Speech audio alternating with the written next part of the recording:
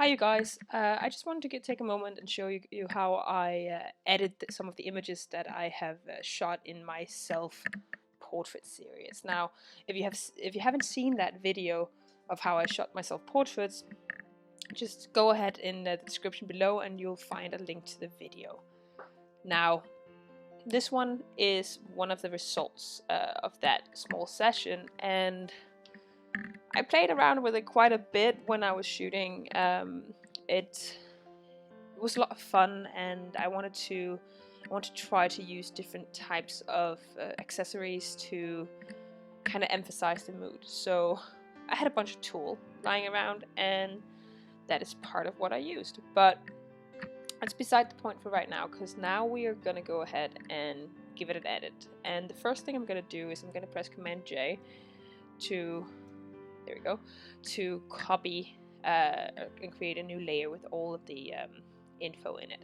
And this layer is going to be called the skin retouch layer. And in this layer I'm going to do all of the adjustings, just minor corrections of the skin.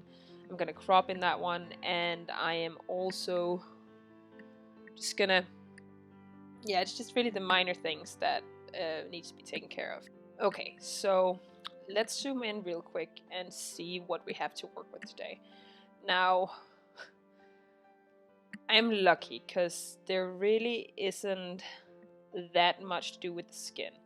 As some of you might have noticed, I really enjoy maintaining a high level of texture in the skin, and even when I go in and process the image from Raw Converter, I actually go ahead and enhance the texture.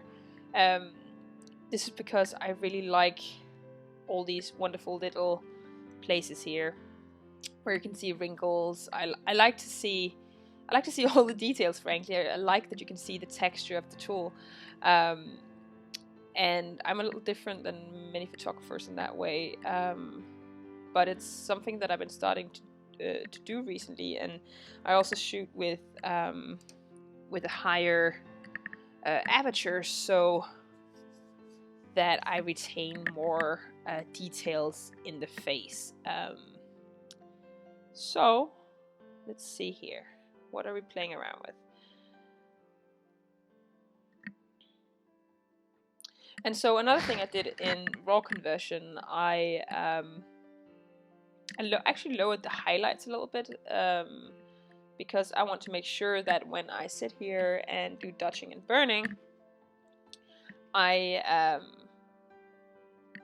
can still create some really beautiful highlights. And I feel like if I do that in raw conversion early on, I don't have as much of control over it as I would if I just went ahead and did it in Photoshop. So let's get started.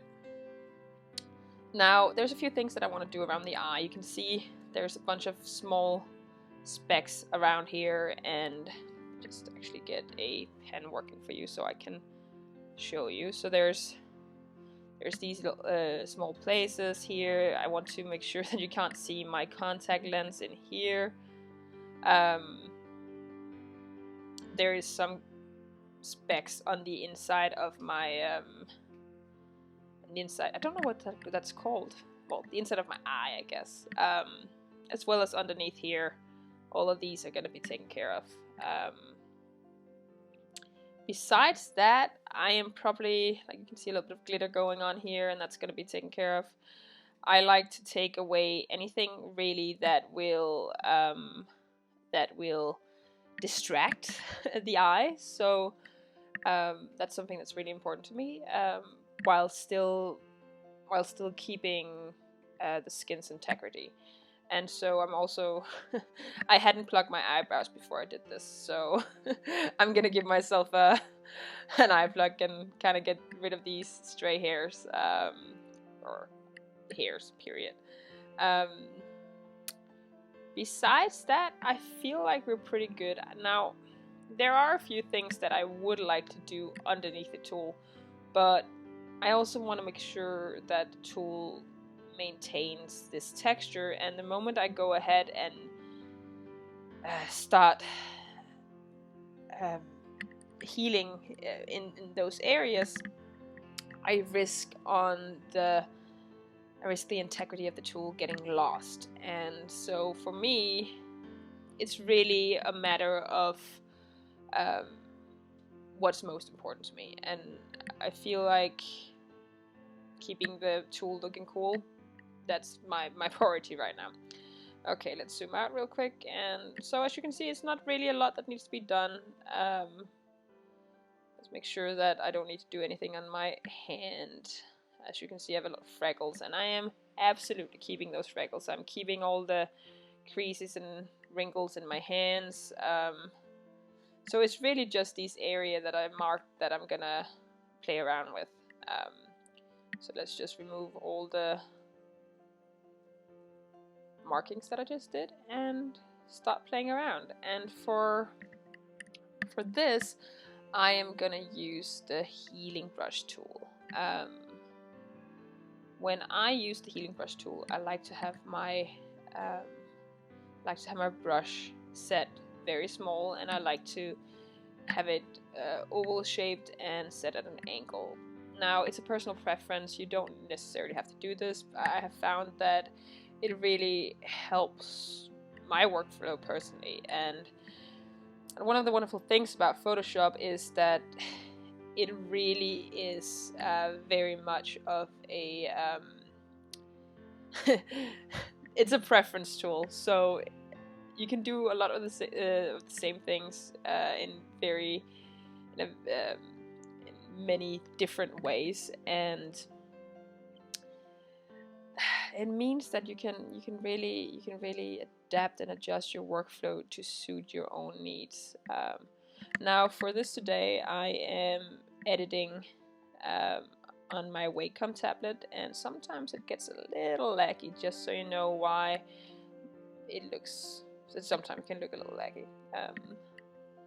And I am also for once sitting on my laptop, which is something that I usually never do. I don't recommend using your laptop for editing. I recommend sitting on and having a larger monitor, but because we currently are in self-isolation and my husband is working from home, he has the office, and in the office on my desk is my BenQ monitor that I usually work with. Now we don't have a lot of room in the house, so there really isn't any other places that we can put it. So for now, this will make do, and frankly, it is something that I can survive with for now.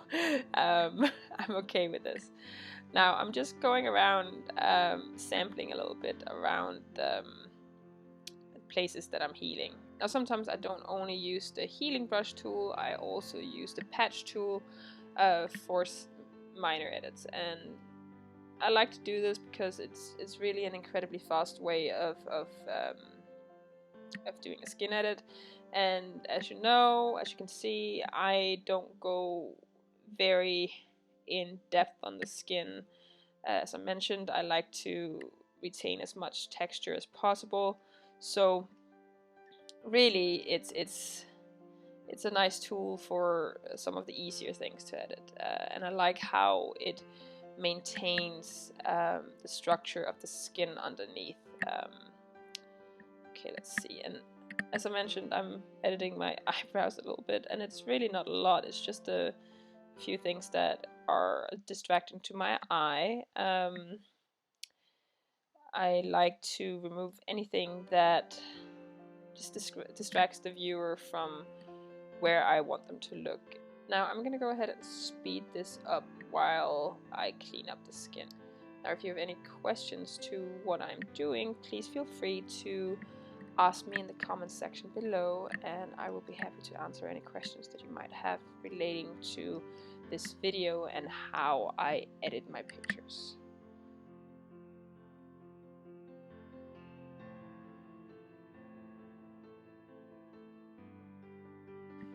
Okay, I am pretty satisfied with the skin right now. There wasn't that much to do, so yeah, I think I'm gonna leave it at that.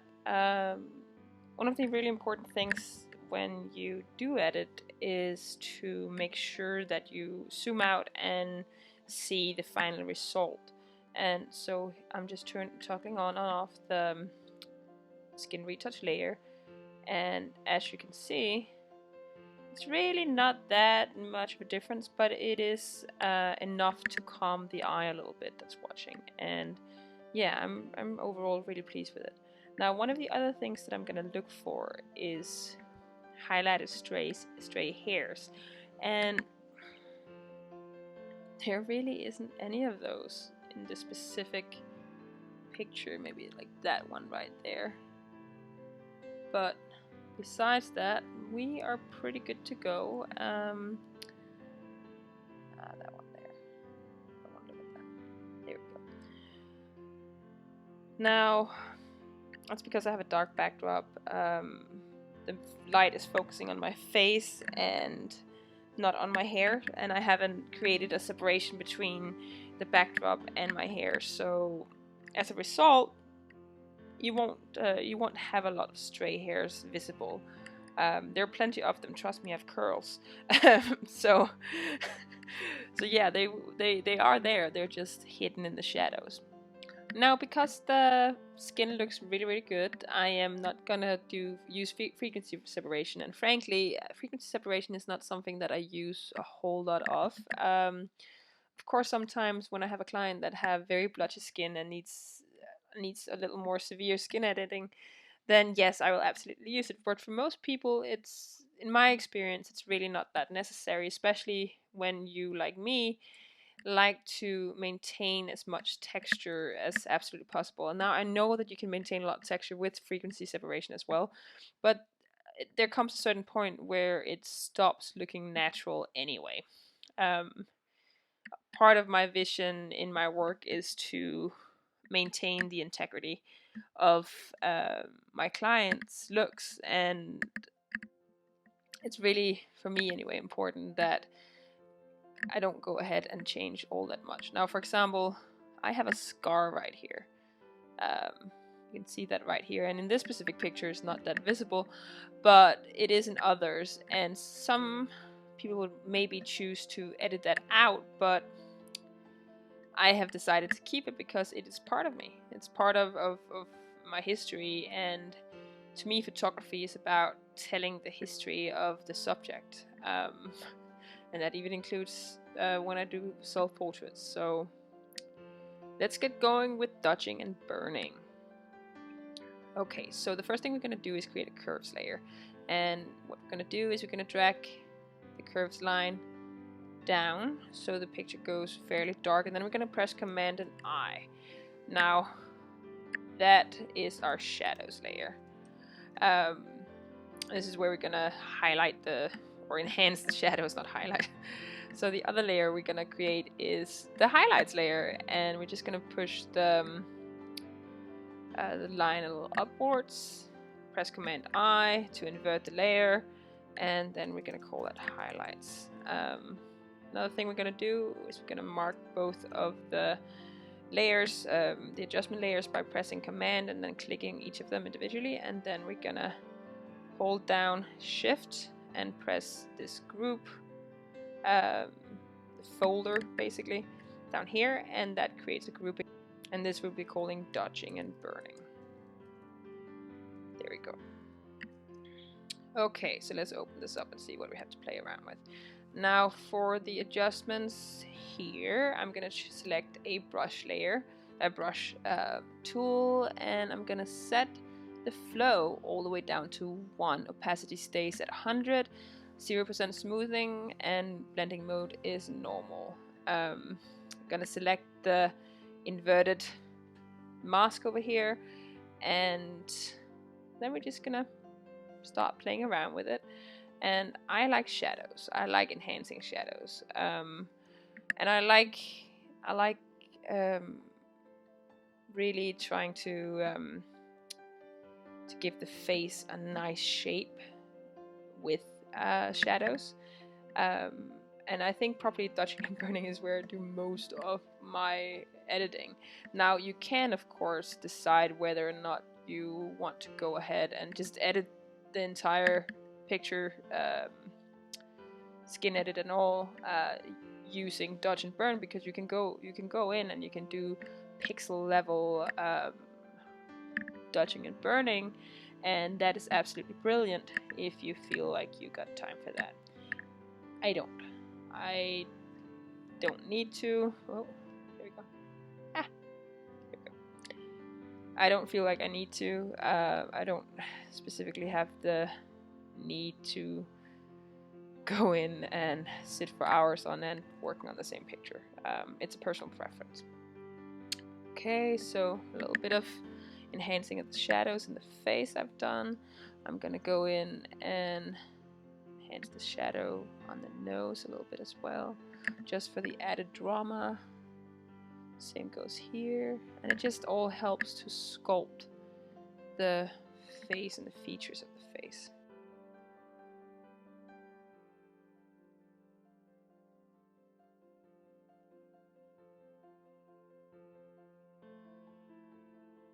Now, so what we're doing now is we're going in and we're using the highlight. I like to enhance highlights in the nose and the forehead, just where the natural spill of your light has hit already. And now remember, you can always tone down your adjustment layers. You don't have to go with what you've edited. Like you can always go in and lower the opacity, and I actually do that quite a bit. I usually think to myself, do I like this a lot? Well, then it's probably too much. I have a tendency to go overboard.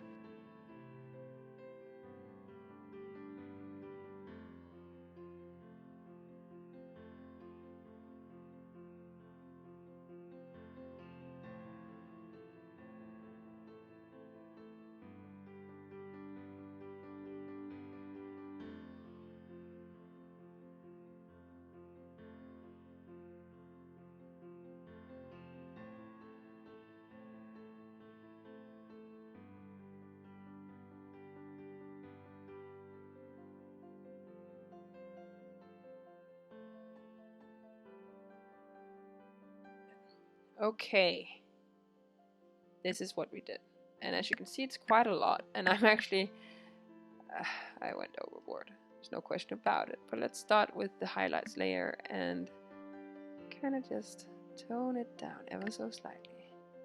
See, it is all the way up, and here it is a little bit less.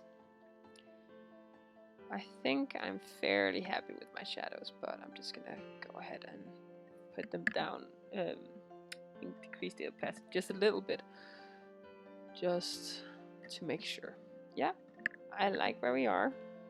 And now comes time to toning. And what I'm gonna do is I'm gonna go in and I'm gonna hit selective color. Now I have recently discovered selective coloring, and I know that a lot of people like to use it, but I've just found it and I really, really love what it can do to an image.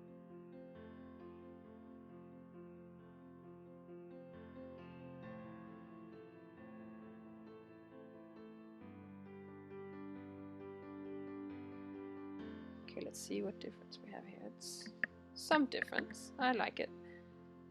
It has made the image warmer. It is a little on the pink side. That's okay for now because we're not done. Let's see here. Now we're gonna go in and select gradient map. Let me just show. And for that, I actually create a new layer just so I can make sure that the color for the gradient map is the right one. And I like to use a warm orange tone. So we're gonna go in for gradient map, and there we go. And then we're gonna go in and we're gonna select which one of these we like. I like the soft light. And now you can see the image looks completely different, and I'm of course not gonna have it like this though. So I'm gonna go in and decrease the opacity until I'm happy. A little more. 10. Yes, I like that a lot. It pulls out the red of the background, pulls out some of the other nuances, including the color of my hair. So yeah, I want to go with that. Another thing that I'm gonna do is I'm gonna select black and white filter.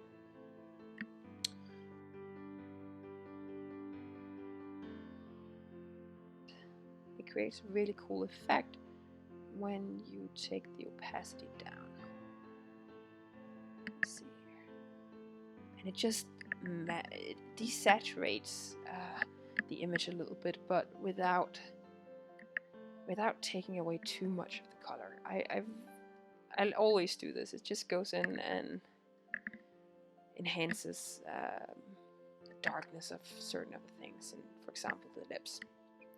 Okay, next step in my toning is using levels.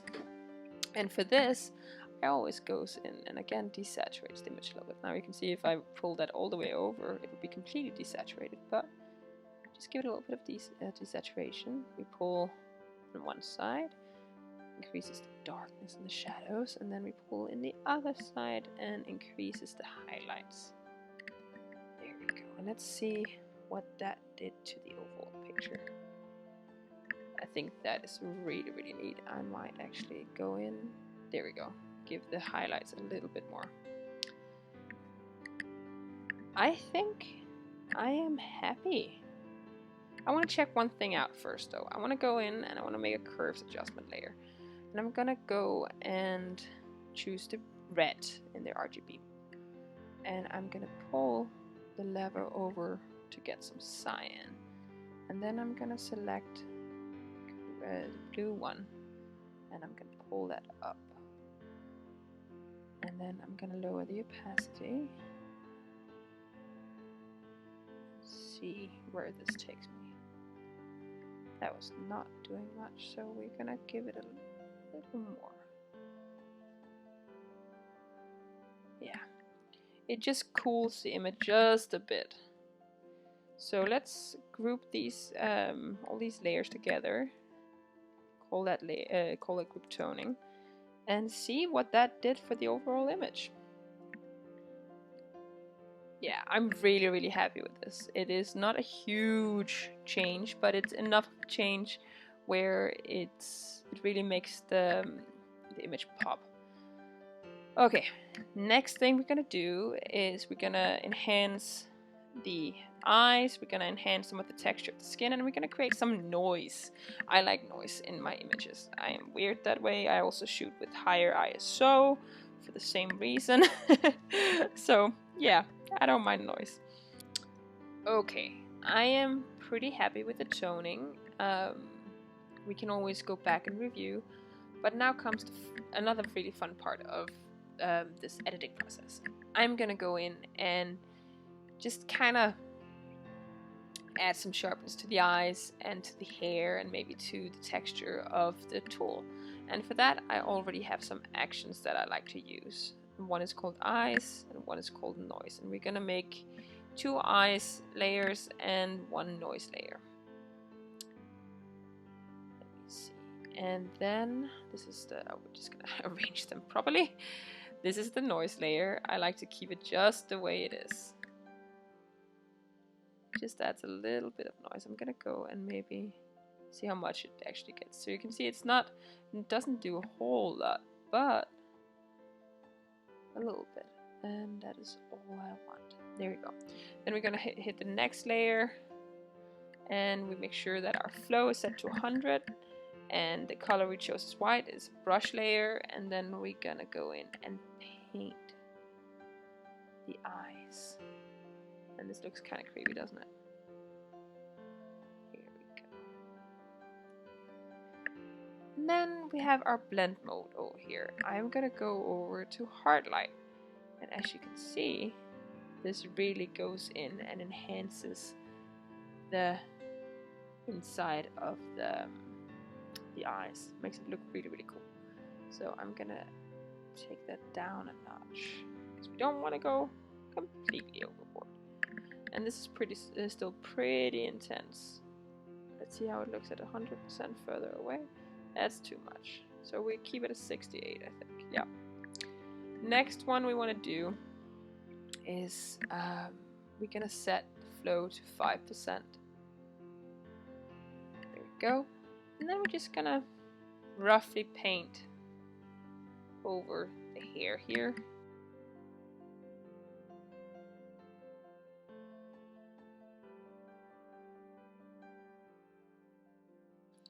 And then we set the blend mode to hard light. Let's see what that does for us. You can see it just goes in and makes it look more. And I'm actually right here. You can see if you take a look at the lips, I have chapped lips, and that's something that I'm not going to go in and fix.